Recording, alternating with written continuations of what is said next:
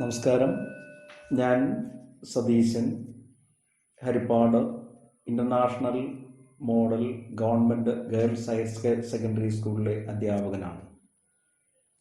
ഇന്ന് കൈകാര്യം ചെയ്യുന്ന വിഷയം 10ാം ക്ലാസ്സിലെ സാമൂഹ്യശാസ്ത്രത്തിലെ 1ാമത്തെ അധ്യായം, the revolutions that influenced the world, ലോകത്തെ സ്വാധീനിച്ച വിപ്ലവങ്ങൾ.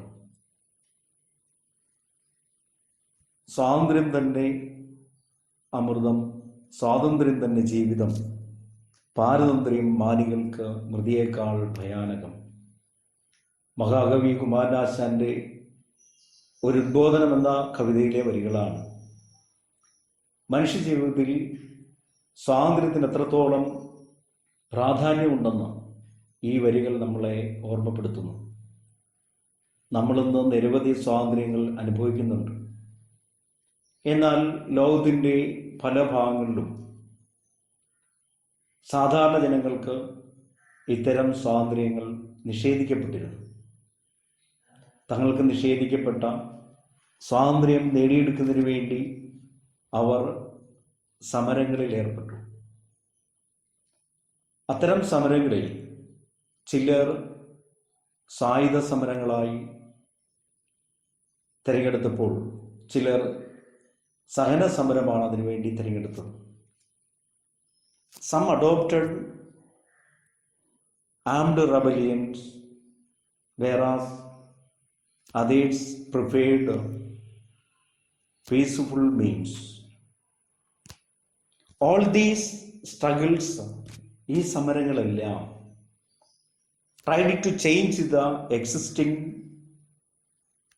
system that denied the freedom of the people. So all these struggles were commonly known as revolutions.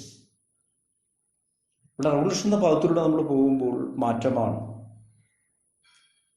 അന്ന് നിലവിലുണ്ടായിരുന്ന രാഷ്ട്രീയ ഭരണ രംഗങ്ങളിൽ മാറ്റങ്ങൾ വരുത്താൻ ഈ സമരങ്ങൾക്ക് കഴിഞ്ഞു. അതുകൊണ്ട് തന്നെ അവയൊക്കെ വിപ്ലവങ്ങൾ എന്ന പേരിൽ തന്നെ അറിയപ്പെടുന്നു. നമുക്ക് നമ്മുടെ പാഠഭാഗത്തിൽ 1ാമത്തെ അധ്യായം, ലോകത്തെ സ്വാധീനിച്ച വിപ്ലവങ്ങൾ, അതിൽ ഈ 1ാമത്തെ യൂണിറ്റ് ആയിട്ടുള്ളത് അമേരിക്കൻ സ്വാതന്ത്ര്യ സമരമാണ്. പാഠഭാഗത്തിൻ്റെ ആരംഭത്തിൽ തന്നെ അത്തരം സമരങ്ങളുടെ സൂചകമായ ചില കൊട്ടേഷനുകൾ തന്നിട്ടുണ്ട്. അതിലേക്ക് നമ്മൾ പോകുമ്പോൾ എന്തായിരിക്കാം ഇത്തരമൊരു സമരങ്ങൾക്ക് പ്രേരണയായ ഘടകം? ആദ്യകാല സമരങ്ങൾക്ക് ജനങ്ങളെ പ്രേരിപ്പിച്ച ഘടകം എന്തായിരിക്കാം? അത് റെനൈസൻസ് ആണ്, നവോത്ഥാനം. നിങ്ങൾ താഴ്ന്ന ക്ലാസ്സിൽ പഠിച്ചിട്ടുണ്ട് നവോത്ഥാന കാലഘട്ടത്തിൽ ഉയർന്നു വന്ന ഹ്യൂമനിസം, മാനവികത, സയൻറ്റിഫിക് ടെമ്പർ, ശാസ്ത്രീയ മനോഭാവം, സ്പിരിറ്റ് ഓഫ് ക്രിറ്റിസിസം, വിമർശന ബുദ്ധി, സ്പിരിറ്റ് ഓഫ് എൻക്വയറി, അന്വേഷണ കൗതുകം, ഈ വിശുദ്ധമായ ആശയങ്ങൾ, these novel ideas inspired the people to fight against the irrational beliefs and traditions of the society. അന്ന് സമൂഹത്തിൽ നിലനിന്നിരുന്ന യുക്തിസഹമല്ലാത്ത വിശ്വാസങ്ങൾക്കും സമ്പ്രദായങ്ങൾക്കും എതിരെ പോരാടാൻ ജനങ്ങളെ പ്രേരിപ്പിച്ചു. അതായിരുന്നു ആദ്യകാല സമരങ്ങൾക്ക് പ്രേരകമായ ഘടകം, റെനൈസൻസ് അല്ലെങ്കിൽ നവോത്ഥാനം. ഇതിനെ തുടർന്ന് ശാസ്ത്രരംഗത്ത് പുരോഗതി ഉണ്ടായി. The progress in the field of science that gave birth a new idea, that is enlightenment, Jnanodayam. ഈ നവോത്ഥാന ആശയങ്ങളിൽ നിന്ന് പുതിയൊരു ചിന്താഗതിയിലേക്ക് ലോകം വഴിമാറുന്നു. ജ്ഞാനോദയ കാലഘട്ടത്തിലെ ചിന്തകന്മാർ ജനങ്ങളെ ഏറെ സ്വാധീനിച്ചു.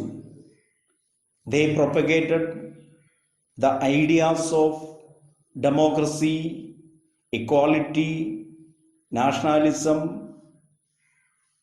തുടങ്ങിയ ആശയങ്ങൾ ജനങ്ങളെ ഏറെ സ്വാധീനിച്ചു.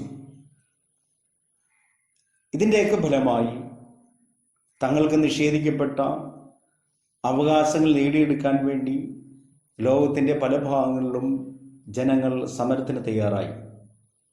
അത്തരമൊരു സമരമാണ് നമ്മൾ നേരത്തെ പ്രതിപാദിച്ച അമേരിക്കൻ സ്വാതന്ത്ര്യ സമരം. ഇവിടെ നമ്മൾ പ്രധാനമായും പറഞ്ഞത് ആദ്യകാല സമരങ്ങൾക്ക് പ്രേരകമായ ഘടകം എന്തായിരുന്നു? അത് റിനൈസൻസ് ആണ്, നവോത്ഥാനമാണെന്ന് പറഞ്ഞു. നവോത്ഥാന ആശയങ്ങൾ ജനങ്ങൾക്ക് പ്രേരണ നൽകിയെന്ന് പറഞ്ഞു. അതിനെ തുടർന്ന് ശാസ്ത്രരംഗത്ത് പുരോഗതി ഉണ്ടായി. ശാസ്ത്രരംഗത്തെ പുരോഗതിയെ തുടർന്നുണ്ടായതാണ് ജ്ഞാനോദയം അഥവാ എൻലൈറ്റ്മെൻറ്റ്. ജ്ഞാനോദയ കാലഘട്ടത്തിലെ ചിന്തകന്മാർ ജനങ്ങൾക്ക് നൽകിയ ആശയങ്ങളായിരുന്നു ജനാധിപത്യം, സമത്വം, സ്വാതന്ത്ര്യം, ദേശീയത തുടങ്ങിയവ. ഇത്തരം ആശയങ്ങൾ ആദ്യകാല സമരങ്ങൾക്ക് പ്രേരണയായി മാറുന്നു. അത്തരം സമരങ്ങൾ ഒന്നാമത് നമ്മൾ പഠിക്കുന്നത് അമേരിക്കൻ സ്വാതന്ത്ര്യ സമരമാണ്. ചാപ്റ്ററിലേക്ക് നമ്മൾ പ്രവേശിക്കുമ്പോൾ ആദ്യമേ തന്നെ നോ ടാക്സേഷൻ വിത്തൗട്ട് റെപ്രസന്റേഷൻ എന്ന ഒരു മുദ്രാവാക്യമാണ് നമുക്ക് കാണാൻ കഴിയുന്നത്. ആരാണ് ഈ മുദ്രാവാക്യം മുഴക്കിയത്? പ്രാതിനിധ്യമില്ലാതെ നികുതിയില്ല. എന്തായിരിക്കാം അത്തരം ഒരു മുദ്രാവാക്യം മുഴക്കാൻ അവരെ പ്രേരിപ്പിച്ച സാഹചര്യങ്ങൾ? അതിലേക്കാണ് നമ്മൾ പോകുന്നത്. നമ്മൾ തിരിച്ചറിയും അമേരിക്കൻ കോളനി ജനതയാണ് അത്തരം ഒരു മുദ്രാവാക്യം മുഴക്കിയതെന്ന്. 16-ാം നൂറ്റാണ്ടിൻ്റെ ആദ്യം മുതൽ തന്നെ യൂറോപ്യന്മാർ അമേരിക്കയുടെ കിഴക്കൻ തീരങ്ങളിലേക്ക് കുടിയേറാൻ തുടങ്ങി. By the 16th century onwards, the Europeans began to migrate North America. Their major aim was to exploit the resources of America. അങ്ങനെ കുടിയേറിയവരുടെ പ്രധാന ലക്ഷ്യം എന്ന് പറയുന്നത് അമേരിക്കയുടെ വിഭവങ്ങളെ ചൂഷണം ചെയ്യുക എന്നുള്ളതായിരുന്നു. 18-ാം നൂറ്റാണ്ടായപ്പോഴേക്കും അമേരിക്കയുടെ കിഴക്കൻ തീരങ്ങളിൽ 13 ബ്രിട്ടീഷ് കോളനികൾ സ്ഥാപിക്കപ്പെട്ടു. ആ കോളനി ജനത നടത്തിയ സമരമാണ് അമേരിക്കൻ സ്വാതന്ത്ര്യ സമരം. നമ്മുടെ കണ്ട വസ്തുത, ഈ അമേരിക്കൻ ജനതയുടെ മാതൃരാജ്യം ഇംഗ്ലണ്ടാണ്, ബ്രിട്ടനാണ്. ബ്രിട്ടനിൽ നിന്നും അമേരിക്കയിൽ വന്ന വ്യാപാരികൾ അമേരിക്കൻ കോളനികളെ കണ്ടത് തങ്ങളുടെ വ്യവസായങ്ങൾക്ക് ആവശ്യമായ അസംസ്കൃത വസ്തുക്കളുടെ കേന്ദ്രമായും തങ്ങളുടെ ഉൽപ്പന്നങ്ങൾ വിറ്റഴിക്കാനുള്ള കമ്പോളമായിട്ടുമാണ്. The British traders treated American colonies as centers of raw material for their industry and as market for their products. For that purpose, they passed several laws with the help of their motherland, Britain. This policy was known as mercantilism. അമേരിക്കയിലേക്ക് വന്ന British വ്യാപാരികൾ American കോളനികളെ തങ്ങളുടെ വ്യവസായങ്ങൾക്കാവശ്യമായ അസംസ്കൃത വസ്തുക്കളുടെ കേന്ദ്രങ്ങളായും തങ്ങളുടെ വ്യാവസായിക ഉൽപ്പന്നങ്ങൾ വിറ്റഴിക്കാനുള്ള കമ്പോളമായിട്ടുമാണ് പരിഗണിച്ചത്. അതിനുവേണ്ടി അവർ നിരവധി നിയമങ്ങൾ പാസാക്കിയെടുത്തു, അവരുടെ മാതൃരാജ്യമായ ഇംഗ്ലണ്ടിൻ്റെ സഹായത്തോടെ. ഇവിടെ നമ്മൾ മനസ്സിലാക്കുന്നത് അമേരിക്കൻ കോളനികളിൽ നടപ്പിലാക്കപ്പെട്ട നിയമങ്ങൾ പാസാക്കിയത് ബ്രിട്ടീഷ് പാർലമെൻ്റാണ്. പക്ഷേ ആ പാർലമെൻറ്റിൽ അമേരിക്കൻ കോളനി ജനങ്ങളുടെ ഒരു പ്രതിനിധി പോലും ഇല്ലായിരുന്നു എന്നുള്ളതാണ്. അങ്ങനെ പാസാക്കപ്പെട്ട നിയമങ്ങൾ അമേരിക്കൻ കോളനി ജനതയുടെ മേൽ അടിച്ചേൽപ്പിക്കുകയാണ്. മർക്കന്റിലിസ്റ്റ് നിയമങ്ങൾ അമേരിക്കൻ കോളനികളിൽ ബ്രിട്ടൻ നടപ്പിലാക്കുന്നു. എന്തൊക്കെയായിരുന്നു മർക്കന്റിലിസ്റ്റ് നിയമങ്ങൾ? മർക്കന്റിലിസ്റ്റ് ലോസ്. കോളനികളിലേക്ക് കൊണ്ടുവരുന്ന സാധനങ്ങൾ, കോളനികളിൽ നിന്നും കൊണ്ടുപോകുന്ന സാധനങ്ങൾ എന്നിവ കോളനികളുടെ കപ്പലുകളിലോ കോളനികളിൽ നിർമ്മിച്ച ബ്രിട്ടീഷ് കപ്പലിലോ ആയിരിക്കണം. The goods to and from the colonies carry only in British ships or ships built in British colonies. കോളനിക്കാരുടെ വിദേശ വ്യാപാരത്തിന് മേലുള്ള നിയന്ത്രണം, കോളനികൾ ഉപയോഗിക്കുന്ന കപ്പലുകളുടെ മേലുള്ള നിയന്ത്രണം, അതുപോലെ തന്നെ British stamp must be affixed on all legal documents. എല്ലാ നിയമപരമായ രേഖകളിലും ബ്രിട്ടീഷ് സ്റ്റാമ്പ് പതിക്കണം. മറ്റൊന്ന്, കോളനിക്കാർ കയറ്റുമതി ചെയ്യുന്ന പഞ്ചസാര, കമ്പിളി, പരുത്തി, പുകയില തുടങ്ങിയ വസ്തുക്കളുടെ മേൽ നികുതി ഏർപ്പെടുത്തി. അവ ഇംഗ്ലണ്ടിലേക്ക് മാത്രമേ കയറ്റുമതി ചെയ്യാവൂ. മറ്റൊന്ന് പറയുന്നത്, കോളനികളിൽ നിലനിർത്തിയിരുന്ന ബ്രിട്ടീഷ് സൈന്യത്തിന് വേണ്ട അക്കോമഡേഷൻ, ഫുഡ് എന്നിവ കോളനിക്കാർ നൽകണം. അതുപോലെ തന്നെ കോളനിക്കാർ ഇറക്കുമതി ചെയ്ത കണ്ണാടി, കടലാസ്, തേയില എന്നിവയുടെ മേൽ നികുതി ഏർപ്പെടുത്തി. അന്നേരം കോളനിക്കാരുടെ വിദേശ വ്യാപാരത്തിന് ഉപയോഗിക്കുന്ന കപ്പലുകൾ കോളനികളുടേതോ ബ്രിട്ടൻ്റേതോ ആയിരിക്കണം. എല്ലാ നിയമപരമായ രേഖകളിലും ബ്രിട്ടീഷ് സ്റ്റാമ്പ് പതിക്കണം. അതുപോലെ തന്നെ അവർ കയറ്റുമതി ചെയ്യുന്ന വസ്തുക്കൾ ഇംഗ്ലണ്ടിലേക്ക് മാത്രമായിരിക്കണം. ബ്രിട്ടീഷ് സൈന്യത്തിന് വേണ്ട താമസ സ്ഥലവും ഭക്ഷണവും മറ്റും നൽകണം.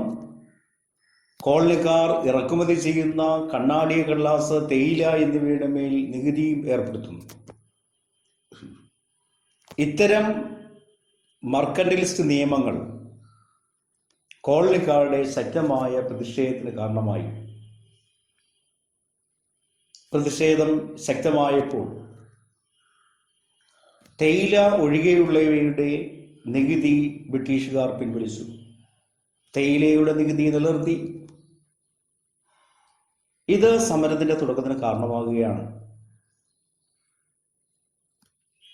1773 ഇംഗ്ലണ്ടിൽ നിന്നും തേയില കയറ്റിയ ഒരു ചരക്ക് കപ്പൽ അമേരിക്കയിലെ ബോസ്റ്റൺ തുറമുഖത്തെത്തുന്നു. പ്രക്ഷോഭകാരികൾ കപ്പലിലേക്ക് കയറുകയും തേയിലപ്പെട്ടികൾ കടലിലേക്ക് വലിച്ചെറിയുകയും ചെയ്തു. ഈ സംഭവം ബോസ്റ്റൺ ടീ പാർട്ടി എന്ന പേരിലാണ് അറിയപ്പെടുന്നത്. അതോടെ ഇംഗ്ലണ്ടും അമേരിക്കൻ കോളനികളും തമ്മിലുള്ള തുറന്ന പോരാട്ടം ആകുകയാണ്. ഇത്തരം പ്രവർത്തനങ്ങൾക്ക്, കോളനിക്കാരുടെ പ്രക്ഷോഭങ്ങൾക്ക് പ്രേരണയും പിന്തുണയും നൽകിയത് ചിന്തകന്മാരാണ്. ജോൺ ലോക്ക്, തോമസ് പെയിൻ തുടങ്ങിയ ചിന്തകന്മാർ അമേരിക്കൻ ജനതയെ ഗണ്യമായി സ്വാധീനിച്ചു. അവരുടെ വാക്കുകളൊക്കെ പുസ്തകത്തിലൂടെ നമുക്ക് കണ്ടെത്താൻ കഴിയും. തുടർന്ന് 1774 അമേരിക്കയിലെ 13 കോളനികളുടെ പ്രതിനിധികൾ, അതിൽ ജോർജിയ എന്ന് പറയുന്ന കോളനിയുടെ പ്രതിനിധി ഇല്ല, ജോർജിയ ഒഴികെയുള്ള കോളനികളുടെ പ്രതിനിധികൾ ഫിലാഡൽഫിയയിൽ സമ്മേളിക്കുന്നു. In 1774, the delegates of American colonies except Georgia met at Philadelphia. It was known as First Continental Congress. അതിനെയാണ് ഒന്നാം കോണ്ടിനെന്റൽ കോൺഗ്രസ് എന്ന് പറയുന്നത്. In this Congress, they submitted a petition to the King of England. ആ സമ്മേളനത്തിൽ വെച്ച് അവരൊരു petition തയ്യാറാക്കി ഇംഗ്ലണ്ടിലെ രാജാവിന് സമർപ്പിക്കുന്നു. Demanding the revocation or the withdrawal of all regulations on industry and commerce and not to impose tax without the permission of the people or the colonies. തങ്ങളുടെ വ്യാപാരത്തിൻ്റെയും വ്യവസായത്തിൻ്റെയും മേൽ ഏർപ്പെടുത്തിയിരുന്ന എല്ലാ നിയമങ്ങളും പിൻവലിക്കണം. അതുപോലെ തന്നെ തങ്ങളുടെ അനുവാദമില്ലാതെ തങ്ങളുടെ മേൽ നികുതി ചുമത്തരുത് എന്നാണ് അവർ ആ നിവേദനത്തിലൂടെ ആവശ്യപ്പെട്ടത്. എന്നാൽ രാജാവ് ആ നിവേദനത്തെ നിരാകരിക്കുകയും പ്രക്ഷോഭത്തെ അടിച്ചമർത്താൻ ശ്രമിക്കുകയും ചെയ്തു. തുടർന്ന് 1775 1775 വീണ്ടും അമേരിക്കൻ കോളനികളുടെ പ്രതിനിധികൾ ഫിലാഡൽഫിയയിൽ സമ്മേളിക്കുന്നു. In 1775, the delegates or representatives of 13 American colonies again met at Philadelphia. It was known as Second Continental Congress. In this Congress, they appointed George Washington as the commander-in-chief of the colonies army. 1775 രണ്ടാം continental കോൺഗ്രസിൽ വെച്ച് George വാഷിംഗ്ടനെ American കോളനികളുടെ സൈന്യത്തിൻ്റെ തലവനായി നിയമിച്ചു. ഇതേ സമയത്താണ് ചിന്തകനായ Thomas pain അദ്ദേഹത്തിൻ്റെ പ്രസിദ്ധമായ ലഘുലേഖ കോമൺ സെൻസ് പ്രസിദ്ധീകരിക്കുന്നത്. ബ്രിട്ടനിൽ നിന്നും വേർപെട്ടു പോവുകയാണ് അമേരിക്കൻ ജനതയ്ക്ക് യുക്തി അല്ലെങ്കിൽ ബുദ്ധി എന്ന് അദ്ദേഹം വെളിപ്പെടുത്തുന്നു. 1776 ജൂലൈ 4 വീണ്ടും ഫിലാഡൽഫിയയിൽ ജനങ്ങൾ സമ്മേളിക്കുന്നു. ആ കോൺഗ്രസിൽ വെച്ച് തേർഡ് കോണ്ടിനെന്റൽ കോൺഗ്രസ് 1776 ജൂലൈ 4 ആ സമ്മേളനത്തിൽ വെച്ചാണ് പ്രസിദ്ധമായ സ്വാതന്ത്ര്യ പ്രഖ്യാപനം ഉണ്ടാകുന്നത്.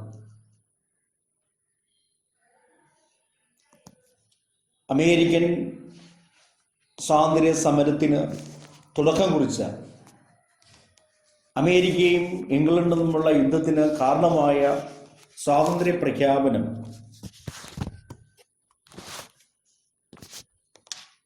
തയ്യാറാക്കിയത് തോമസ് ജെഫേഴ്സണും ബെഞ്ചമിൻ ഫ്രാങ്ക്ലിനുമാണ്. അതിലെ ചില ആശയങ്ങൾ പുസ്തകത്തിൽ കൊടുത്തിട്ടുണ്ട്, നിങ്ങൾക്കത് വായിക്കാം. എല്ലാ മനുഷ്യരും തുല്യരാണ്. All men are equal. എല്ലാവർക്കും തുല്യ അവകാശങ്ങളാണുള്ളത്. ആൻഡ് ഹാവ് ഈക്വൽ റൈറ്റ്സ് തുടങ്ങിയ നിരവധി അവകാശങ്ങൾ പ്രഖ്യാപിച്ചുകൊണ്ടുള്ള പ്രസിദ്ധമായ സ്വാതന്ത്ര്യ പ്രഖ്യാപനം. ഇവിടെ നമ്മൾ ഏറ്റവും പ്രധാനമായി ഓർത്തിരിക്കുന്നത് അമേരിക്കൻ കോളനി സ്വാതന്ത്ര്യ പ്രഖ്യാപനം നടത്തിയതെന്നാണ്, അല്ലെങ്കിൽ പ്രസിദ്ധമായ സ്വാതന്ത്ര്യ പ്രഖ്യാപനം നടത്തിയെന്നാണ്. 1776 ജൂലൈ 4 സ്വാതന്ത്ര്യ പ്രഖ്യാപനം തയ്യാറാക്കിയതാരൊക്കെയാണ്? Thomas ജെഫേഴ്സണും Benjamin ഫ്രാങ്ക്ലിനും. അങ്ങനെയുള്ള സ്വാതന്ത്ര്യ പ്രഖ്യാപനത്തെ തുടർന്ന്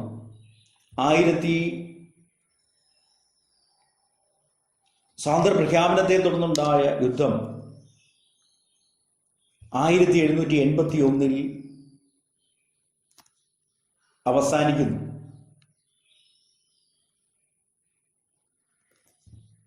തുടർന്ന് 1783 അമേരിക്കൻ കോളനികളും ബ്രിട്ടനും തമ്മിലൊരു സന്ധി ഉണ്ടാകുന്നു, അല്ലെങ്കിൽ ഉടമ്പടി. പാരീസിൽ നടന്ന ആ ഉടമ്പടിയാണ് പാരീസ് ഉടമ്പടി, ട്രീറ്റി ഓഫ് പാരീസ്. 1783 പാരീസ് ഉടമ്പടി പ്രകാരം Britain ratified the independence of 13 American colonies. Thus, the American colonies became independent. Paris ഉടമ്പടി പ്രകാരം ബ്രിട്ടൻ അമേരിക്കയിലെ 13 കോളനികളുടെയും സ്വാതന്ത്ര്യത്തിന് അംഗീകാരം നൽകി. അങ്ങനെ അമേരിക്കൻ കോളനികൾ സ്വതന്ത്രമായി. പരീക്ഷയുമായി ബന്ധപ്പെട്ട് വരുമ്പോൾ അമേരിക്കൻ കോളനികൾ സ്വാതന്ത്ര്യം നേടിയത് എങ്ങനെ എന്ന് നമ്മളോട് ചോദിച്ചേക്കാം. എൻ്റെ സ്കോർ ലെവൽ പരിശോധിച്ചാൽ 2 സ്കോറാണ് നമ്മളോട് ചോദിക്കുന്നതെങ്കിൽ 1783 എന്നുള്ള ഒരു പോയിന്റും ട്രീറ്റി ഓഫ് പാരീസ് ഉടമ്പടി എന്നുള്ള 2 പോയിന്റും ഉൾപ്പെടുത്തിയാണ് ആൻസർ വരേണ്ടത്. വിശദമായ ഉത്തരത്തിലേക്ക് പോകണ്ട. After the treaty of Paris, A constitution convention held at Philadelphia under the leadership of James Madison and framed a constitution. Paris ഉടമ്പടിക്ക് ശേഷം ജെയിംസ് മാഡിസന്റെ നേതൃത്വത്തിൽ ഫിലാഡൽഫിയയിൽ ഒരു ഭരണഘടനാ നിർമ്മാണ സമ്മേളനം നടന്നു. ആ ഭരണഘടനാ സമ്മേളനം ഒരു ഭരണഘടന തയ്യാറാക്കി. As per the constitution of America, they elected George Washington as the first president of United States of America. American ഭരണഘടന പ്രകാരം ജോർജ് വാഷിംഗ്ടണെ അമേരിക്കയുടെ ആദ്യ പ്രസിഡന്റായി തെരഞ്ഞെടുത്തു. അമേരിക്കൻ ഐക്യനാടുകളുടെ ആദ്യ പ്രസിഡന്റായി അങ്ങനെ ജോർജ് വാഷിംഗ്ടൺ വരുന്നു. ഇവിടെ 3 കാര്യങ്ങൾ നമ്മൾ വളരെ ശ്രദ്ധിക്കേണ്ട വസ്തുതയാണ്. സ്വാതന്ത്ര്യം കിട്ടിയതിന് ശേഷം ഒരു ഭരണഘടന തയ്യാറാക്കാൻ വേണ്ടി സമ്മേളനം നടക്കുന്നു. ആ ഭരണഘടനാ സമ്മേളനം ഭരണഘടന തയ്യാറാക്കുന്നു. അങ്ങനെ ഒരു കോൺസ്റ്റിറ്റ്യൂഷണൽ അസംബ്ലി തയ്യാറാക്കിയ ഭരണഘടനയെ വിളിക്കുന്ന പേരാണ് റിട്ടൺ കോൺസ്റ്റിറ്റ്യൂഷൻ, ലിഖിത ഭരണഘടന. 2 തരം ഭരണഘടനകളുണ്ട് അത്തരത്തിൽ, റിട്ടണും ഉണ്ട്, അൺറിട്ടണും ഉണ്ട്. എന്നാൽ എല്ലാ ഭരണഘടനകളും റിട്ടൺ ഫോമാണ്, എഴുതപ്പെട്ട രൂപത്തിലാണ്. പക്ഷേ എല്ലാ ഭരണഘടനയും എഴുതപ്പെട്ടത് റിട്ടൺ എന്ന് വിളിക്കില്ല. എന്തായിരിക്കും അങ്ങനെ വരുന്നത്? ഒരു ഭരണഘടനാ നിർമ്മാണ സഭ എഴുതി തയ്യാറാക്കിയ ഭരണഘടനയെ മാത്രമേ റിട്ടൺ കോൺസ്റ്റിറ്റ്യൂഷൻ എന്ന് വിളിക്കൂ. അതല്ലാതെ കാലാകാലങ്ങളായി ഓരോ രാജ്യത്തും ഭരിച്ചിരുന്ന ഭരണാധികാരികൾ അവരവരുടെ ഭരണകാലഘട്ടങ്ങളിൽ പുറപ്പെടുവിച്ച നിയമങ്ങളും മറ്റും ചേർത്ത് ഉണ്ടാക്കിയ ഭരണഘടനയുണ്ട്. അവയാണ് അൺറിട്ടൺ കോൺസ്റ്റിറ്റ്യൂഷൻ അഥവാ അലിഖിത ഭരണഘടന എന്നറിയപ്പെടുന്നത്. എന്നാൽ ലോകത്തെ ആദ്യത്തെ ലിഖിത ഭരണഘടനയായി അമേരിക്കൻ ഭരണഘടന വന്നു. അത് അമേരിക്കൻ സ്വാതന്ത്ര്യ സമരം ലോകത്ത് നൽകിയൊരു കോൺട്രിബ്യൂഷനാണ്. മറ്റൊന്ന് പറയുന്നത്, they elected George Washington as the first president of America. ഭരണഘടന അനുസരിച്ച് ഒരു രാജ്യത്തിൻ്റെ തലവനെ ജനങ്ങൾ തിരഞ്ഞെടുക്കുകയാണെങ്കിൽ ആ രാജ്യം റിപ്പബ്ലിക്കായി മാറുന്നു. അന്നേരം അമേരിക്ക റിപ്പബ്ലിക്കായി മാറി. റിപ്പബ്ലിക് എന്ന ആശയം അവിടെ വരുന്നു. നമ്മളും എല്ലാ വർഷവും ജനുവരി 26 റിപ്പബ്ലിക് ഡേ ആയിട്ട് ആചരിക്കുന്നുണ്ട്. 1950 ജനുവരി 26 നമ്മുടെ ഭരണഘടന നിലവിൽ വന്ന ദിവസം നമ്മളും നമ്മുടെ രാജ്യത്തിന് ഒരു പ്രസിഡന്റിനെ തെരഞ്ഞെടുത്തു. ഡോക്ടർ രാജേന്ദ്ര പ്രസാദ് ഇന്ത്യയുടെ ആദ്യ പ്രസിഡന്റായി മാറുന്നു. അന്നു മുതൽ ഇന്ത്യ റിപ്പബ്ലിക്കായി മാറി. അന്നേരം ജനങ്ങളാൽ തിരഞ്ഞെടുക്കപ്പെട്ട ഒരു പ്രതിനിധി അല്ലെങ്കിൽ ഒരു വ്യക്തി രാഷ്ട്രത്തലവനായുള്ള രാജ്യമാണ് റിപ്പബ്ലിക് എന്ന ആശയം അമേരിക്കൻ സ്വാതന്ത്ര്യ സമരത്തിലൂടെ നമ്മളിലേക്ക് വരികയാണ്. മറ്റൊന്ന്, നമ്മൾ നേരത്തെ പറഞ്ഞിരുന്നു 13 കോളനികളാണ് അമേരിക്കയിൽ ഉണ്ടായിരുന്നത്. ആ 13 കോളനികളുടെ ചേർന്ന് ഒരൈക്യമായി മാറി. ആ ഓരോ കോളനിയും സ്റ്റേറ്റ് എന്ന് വിളിക്കുക.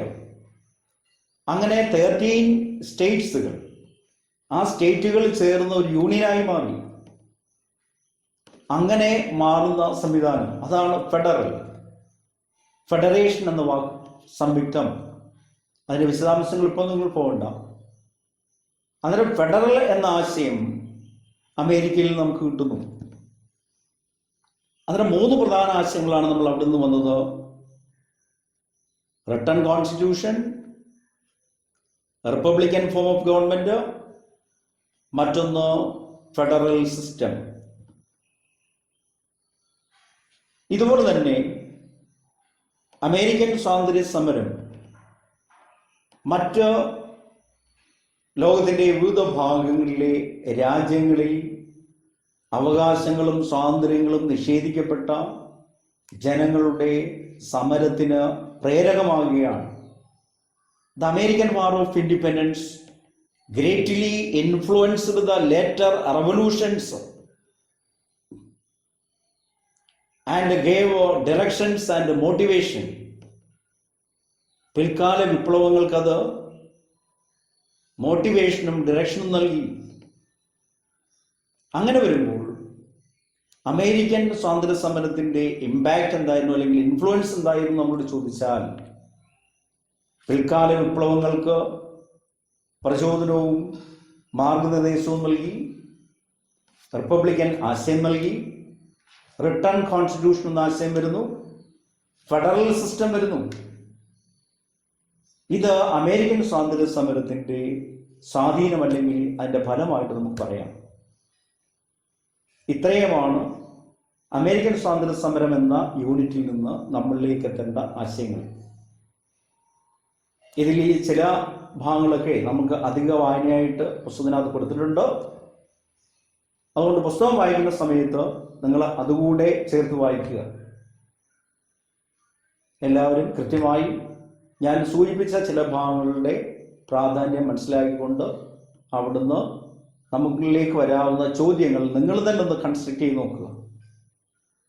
ചോദ്യം ഒരു ഭാഗത്തും നമുക്ക് ചോദ്യം ഉണ്ടാക്കാൻ കഴിയുമെങ്കിൽ അതിൻ്റെ ഉത്തരവും നമുക്ക് എഴുതാൻ കഴിയും.